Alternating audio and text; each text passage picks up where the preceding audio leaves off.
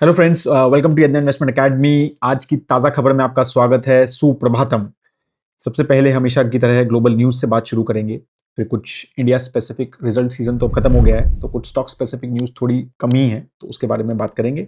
Video को last तक ज़रूर देखिएगा। आज एक इंटरेस्टिंग नॉलेज सेक्शन है, तो वो लास्ट में उसके ऊपर बात करेंगे।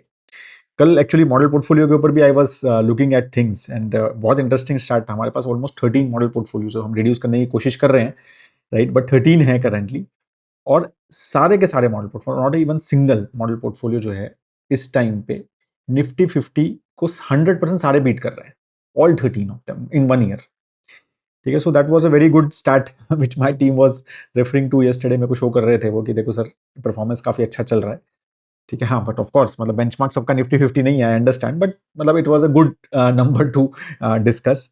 एंड बिकॉज काफ़ी effort we put, and I am sure आप सब काफ़ी सारे लोग सब्सक्राइबर भी हैं, और अगर नहीं है तो रेड कूपन कोड अभी भी चल रहा है, because markets are not doing well, so markets are red.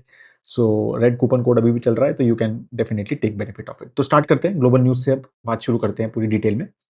सो कल यूएस मार्केट्स काफ़ी मतलब डिसेंटली गिरे। मतलब जब मैं वीडियो बना रहा था तो नैस्डैक तो ऑलमोस्ट 1.4% डाउन था, एस&पी 500 ऑलमोस्ट 1.2% डाउन था।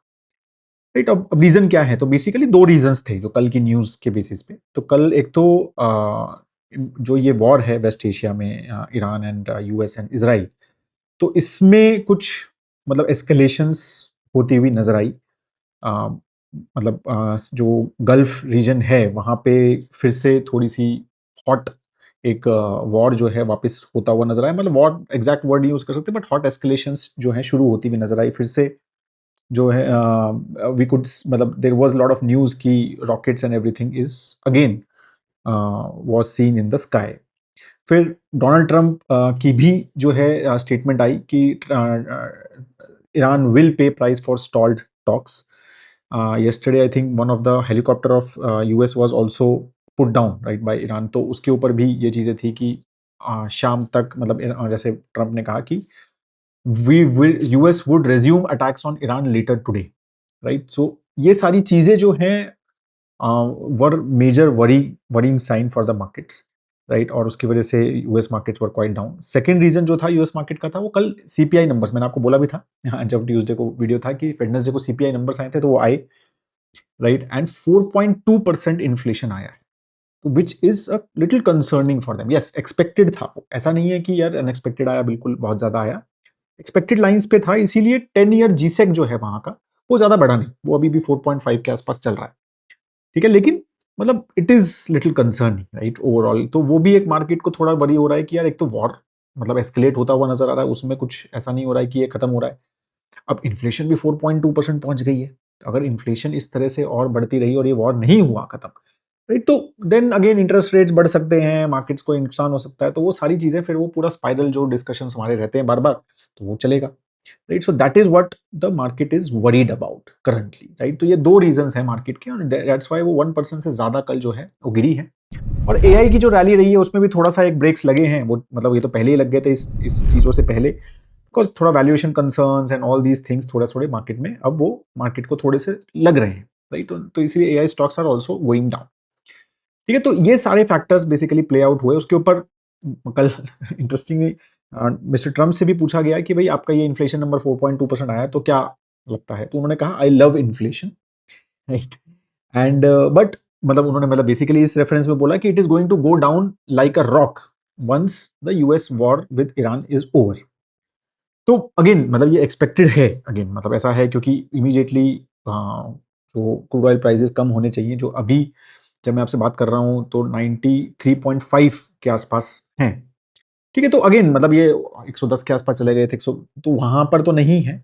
तो ऐसा लगता है कि एक्सपेक्टेड मार्केट को ये नहीं है कि वैसी एस्केलेशन वापस होगी, एक तो ये। दूसरा ये भी है कि मतलब एज पर Donald Trump yesterday what he said was कि बहुत सारे जो टैंकर्स हैं ऑयल टैंकर्स वो स्ट्रेट ऑफ हॉर्मुज क्रॉस कर रहे हैं without Iran knowing, that was his statement. तो ये सारी चीजें भी मतलब again I don't know if it is happening not happening, but ये स्टेटमेंट भी थी। तो उसकी वजह से क्रूड ऑयल प्राइसेस अभी उस लेवल पे तो नहीं है, but definitely 93 94 is not a good number, at least from India perspective it is still high, right. तो वो एक नंबर है जो थोड़ा कंसर्निंग है, एंड ग्लोबल मार्केट्स भी रिएक्ट उसकी वजह से कर ही रही हैं। ठीक है, सो ये सारी चीजें बेसिकली फ्रॉम ग्लोबल पर्सपेक्टिव रही। अगर हम इंडिया पे आ जाते हैं तो अभी आरबीआई ने काफी इंटरेस्टिंग एक स्टेप लिया है ऑन एफसीएनआर डिपॉजिट, जो foreign currency non resident deposits होते हैं। ठीक है, जो नॉन रेजिडेंट अकाउंट्स जो है फॉरेन करेंसी में वो अपने डिपॉजिट रख सकते हैं, डॉलर में रख सकते हैं, यूरो में रख सकते हैं। तो उसमें एक मेजर इंक्रीज हुआ है उनके इंटरेस्ट रेट्स में, मेजर इंक्रीज, मतलब 2.5%, 2.95% तक का इंक्रीज हुआ है। ठीक है, 3 to 5 years के एफसीएनआर डिपॉजिट। मतलब कहने का ये है कि अगर आप एफसीएनआर डिपॉजिट आज एफडी की तरह, मतलब एक तरह की foreign currency FD which can be only done by NRIs, आप वो करते हैं तो ऑलमोस्ट आपको 7 से 7.5% तक के इंटरेस्ट रेट 3 से 5 साल अगर आप ब्लॉक करके रखते हैं तो मिल सकते हैं डॉलर टर्म में। ठीक है, तो which is a very very attractive, मतलब और ये क्यों हुआ, बिकॉज आरबीआई ने ये बोला कि भाई बिकॉज पैसा चाहिए ना, हमें फॉरेन पैसा चाहिए, बहुत ज्यादा पैसा बाहर जा रहा है, एफआईआई का पैसा बाहर जा रहा है, करेंसी टूट रही है, तो करेंसी को एक मतलब सपोर्ट देने के लिए ये स्टेप है। तो आरबीआई ने कहा क्योंकि इन सब एफसीएनआर डिपॉजिट वालों को क्या करना पड़ता है, करेंसी हेज करनी पड़ती है ना। भाई डॉलर में अगर आप दे रहे हैं, राइट, अल्टीमेटली पैसा तो आईएनआर में ही जा रहा है ना, आईएनआर में ही लोन दे रहे हैं वो, तो उनको जो करेंसी है वो हेज करनी पड़ती है। तो उसकी जो कॉस्ट है करेंसी हेज की, वो ऑलमोस्ट 3% है, 3 to 3.5% है। तो वो पूरी की पूरी वो आरबीआई ने कहा भाई मैं ले लूंगा। आरबीआई ने कहा कि ये करेंसी हेज कॉस्ट जो है 30 सितंबर तक जो भी मतलब बुक होंगी एफसीएनआर डिपॉजिट्स, उसमें जो भी करेंसी हेज की कॉस्ट होगी 3 to 5 years वाली, वो आरबीआई ने कहा मैं एब्जॉर्ब करूंगा। तो मतलब 3 साढ़े 3% का इंटरेस्ट रेट्स ज्यादा बैंक्स जो हैं वो आपको दे सकते हैं। तो अगर आप एनआरआई हैं और आपका कुछ इमरजेंसी फंड पड़ा है या डेट एलोकेशंस हैं विच इधर उधर पड़े हैं, तो ये बहुत अच्छी अपॉर्चुनिटी है। मतलब 7% के आसपास एफसीएनआर इज एक्सीलेंट नंबर मुझे लगता है। ठीक है, और ये नंबर मार्च में 2026 में 33.8 बिलियन था, जो एफसीएनआर में पड़ा था डिपॉजिट, राइट। और FY26 में ओवरऑल सिर्फ $946 मिलियन की ही डिपॉजिट्स जो है नए आए, जो कि FY25 में ज्यादा थे, 7 बिलियन दिखे थे, बट बिकॉज करेंसी टूट रही थी ये सारे फैक्टर्स की वजह से। बट अब ये जो है बहुत अट्रैक्टिव मुझे लगता है, एफसीएनआर डिपॉजिट के इंटरेस्ट रेट्स हुए हैं सितंबर 30 तक। मुझे लगता है कि आपके पास है पैसा तो ये बहुत बढ़िया स्कीम है to block investment for 7% in dollar terms. I think is a very good number. ठीक है, और बाकी इसके ऊपर डिटेल्स में और डिस्कस हम करते रहेंगे। अच्छा, इक्विटी म्यूचुअल फंड्स के नंबर्स आए अभी मई के, राइट। तो अभी markets are not doing well of course. अभी मैंने जैसे आपको बताया कि 7.6% डाउन है लास्ट 1 ईयर में निफ्टी 50, एक साल में। ठीक है, तो ऑफ कोर्स अब मार्केट का टाइम भी हो गया है, मार्केट बढ़ नहीं रही है, तो थोड़ा सा पेशेंस तो लूज हो ही रहा है इन्वेस्टर्स का। तो इसीलिए 40% स्लम्प हुआ म्यूचुअल फंड इनफ्लोज का, in equity mutual fund inflows का इन मई, राइट।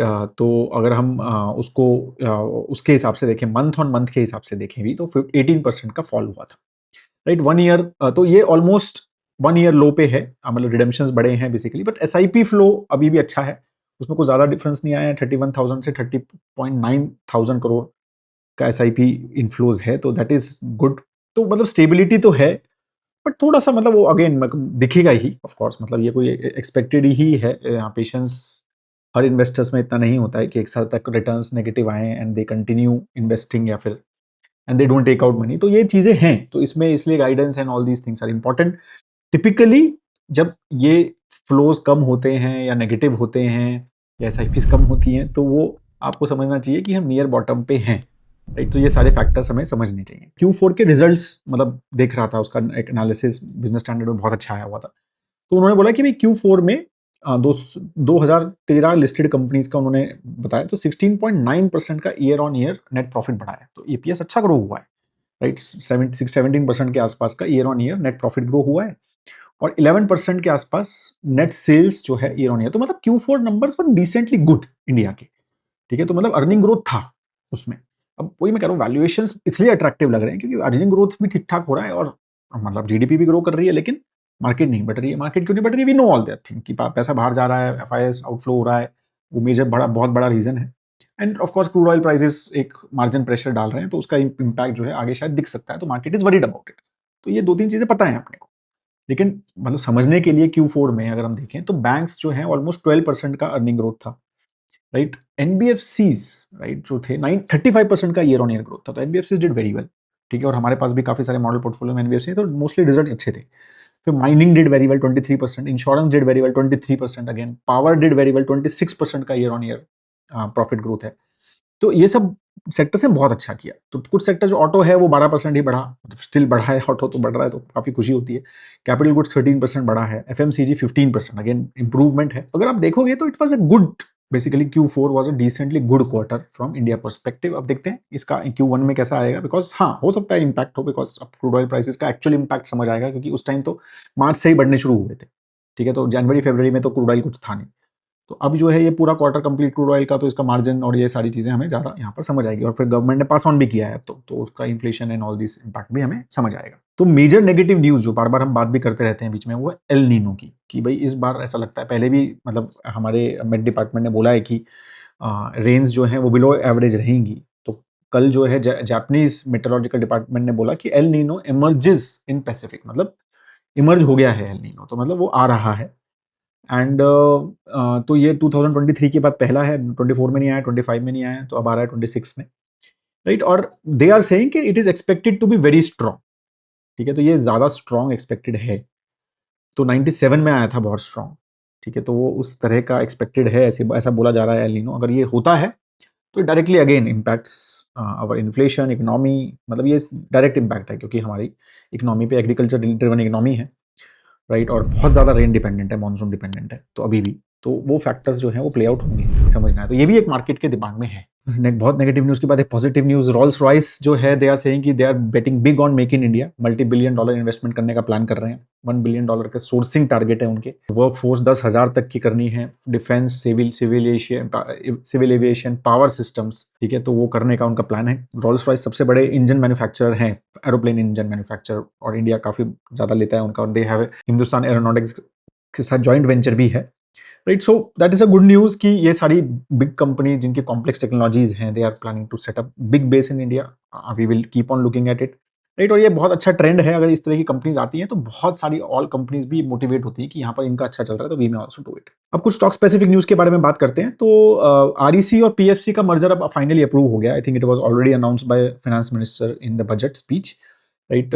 तो वो अब REC and power finance corporation जो है वो होपफुली अब मर्ज हो जाएंगे, and we will get more details, but president has approved it, तो that is the big news. Abu Dhabi investment authority, right, उनका एक इन्वेस्टमेंट व्हीकल है, तो they are planning to sell 2.3% stake in Lenskart. 1944 crore का block deal रहेगा, expected है आज as per business standard. उसमें एक थोड़ा फैक्टर रहेगा, 2.8% डिस्काउंट पे they are planning to sell on the closing price of Wednesday. Nuvama wealth को सेबी का म्यूचुअल फंड लाइसेंस का अप्रूवल मिल गया है as per them, right. And so again they are planning to, मतलब बाकी पीएमएस वगैरह तो I think they already do, तो now they will be new mutual fund house. तो lot of mutual fund houses 50 plus हो गए हैं, तो lot of mutual fund houses now are there in the fray, and let's see how they perform, right? So all these basically factors are would play in the market today, and that is the expectation, right? If you still think कि कोई news miss हो गई या कोई major thing miss हो गई, तो comment section में आप जरूर लिखा करेंगे वो सारी चीजें, so that बाकी लोग तो पढ़ पाएं। मैंने मिस कर दिया, बट बाकी तो पढ़ पाएं उसको। ठीक है, ठीक है, अब स्टार्ट करते हैं आज का नॉलेज सेक्शन। तो दिस इज अगेन, ये मतलब अमेजिंग चार्ट आई फाउंड। तो मतलब ये जो है एमएससीआई इमर्जिंग जो मार्केट इंडेक्स है, राइट, जो इमर्जिंग मार्केट, उसमें इंडिया भी है, चाइना भी है, साउथ कोरिया, ताइवान, ये सारी कंपनी मतलब कंट्रीज हैं, तो उनका एक इंडेक्स है, काफी पॉपुलर इंडेक्स है, and I know everyone knows about it. तो उसमें उन्होंने 2026 के जो अर्निंग एक्सपेक्टेड है, राइट, मतलब फर्स्ट 2026 में अर्निंग एक्सपेक्टेशन जो है उसका एक चार्ट बना के रखा उन्होंने, कि भाई ये एक्सपेक्टेड है हमारा। अगर आप उसमें देखेंगे, टेक जो है वो 58% अर्निंग दे सकता है 2026 में, that's what they are expecting. Who is expecting? Charles Schwab, जो बहुत बड़े एनालिस्ट है, राइट। 58%। और टेक अब उसमें से और इंटरेस्टिंग हो जाता है। अब उसमें से अगर आप 58% में से और जाओ, तो तीन कंपनी जो है, Samsung, SK Hynix and TSMC Taiwan, वो ऑलमोस्ट 50% से ज्यादा कंट्रीब्यूट करेंगे प्रॉफिट ग्रोथ में। ठीक है, तो जो मतलब अर्निंग्स में 50%, मतलब पूरी कंट्रीज की बात हो रही है यहाँ पर, कंपनीज की बात नहीं हो रही है, इमर्जिंग मार्केट कंट्रीज, ठीक है, उसमें आप ये बताओ कि 50% अर्निंग जो है वो ये एक्सपेक्टेड है कि सिर्फ तीन कंपनी से आएंगी। इसीलिए इतना पैसा जा रहा है वहां पे, राइट। इसीलिए एफआईआई पैसा डाल के वहां डाल रहे हैं, that's why they are world $1 trillion हो गए हैं ये सब कंपनीज। तो ये सेमीकंडक्टर प्ले जो है ना, ये यही है कि इतना ज़्यादा स्क्यूड प्ले है and that's what it worries also sometimes कि ये ओवर वैल्यूएशन है या इतना ज़्यादा स्क्यूनेस है मार्केट में। मतलब ये जस्ट शोज़ कि 3 कंपनीज़ में भी आई डोंट नो, मतलब इसमें शायद I am sure 1000 plus companies होंगी इस इंडेक्स में, मतलब that's what I am assuming. And उसमें 3 companies are contributing 50% of earnings and बाकी यू कैन जस्ट सी कि इट्स नथिंग बेसिकली। ठीक है, so that is what I am just trying to tell you कि इस तरह का स्क्यूनेस है करंटली मार्केट्स में। And I am not saying कि ये कब तक चलेगा, ये AI and semiconductors and everything we have to we can never be sure. It is working now, like 2 साल तो हो गए almost, right? It has done very very well. तो वी डोंट नो कि कब तक चलेगा, but as a investor, right, आपको अपना एलोकेशन लेना है, उसमें क्या करना है ये समझना बहुत ज़रूरी है। अपना एलोकेशन, एसेट एलोकेशन इन सब कंपनीज़ में अगर आप करना चाह रहे हैं, आप एक हाई ग्रोथ इन्वेस्टर हैं, आप एक हाई रिस्क इन्वेस्टर हैं और आपको लगता है कि नहीं मुझे लेना चाहिए, क्योंकि है भाई वो तो अर्निंग ग्रोथ दिख ही रही है, मैं वही बता रहा हूँ आपको।